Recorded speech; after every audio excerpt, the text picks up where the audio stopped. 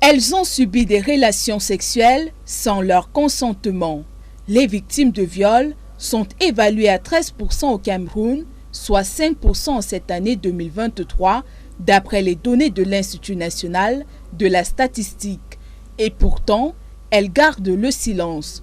L'une des causes principales, selon les spécialistes, c'est l'absence de structures d'écoute. Le premier problème, il est culturel. C'est une affaire qui est tabou. On n'en parle tout simplement pas. Il n'y a pas les mécanismes pour aider à ce que les gens parlent. Et maintenant, après aussi, justement, il y a la peur.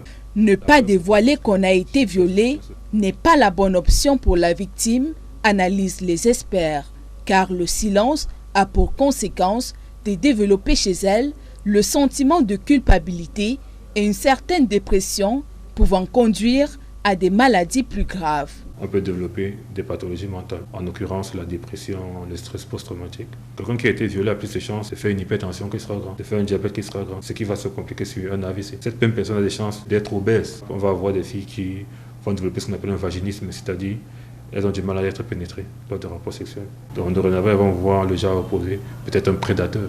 Et de la même façon aussi, elles vont peut-être voir dans leur semblable des victimes. Pour les organismes de défense des droits des femmes, sortir de l'isolement et briser le silence est une phase importante pour le processus de guérison. Mais pour arriver à ce stade, plusieurs mécanismes doivent être mis en place. Il faut des cellules de prise en charge, que ce soit dans les centres hospitaliers et autres, qui est vraiment quelqu'un qui sait, qui est malheureusement victime de viol, doit pouvoir savoir que je vais me rendre dans tel centre ou dans tel lieu et je vais obtenir l'aide nécessaire. Et même que le gouvernement mène justement des actions à grande échelle. Pour les victimes d'agressions sexuelles, parler de leur expérience est essentiel.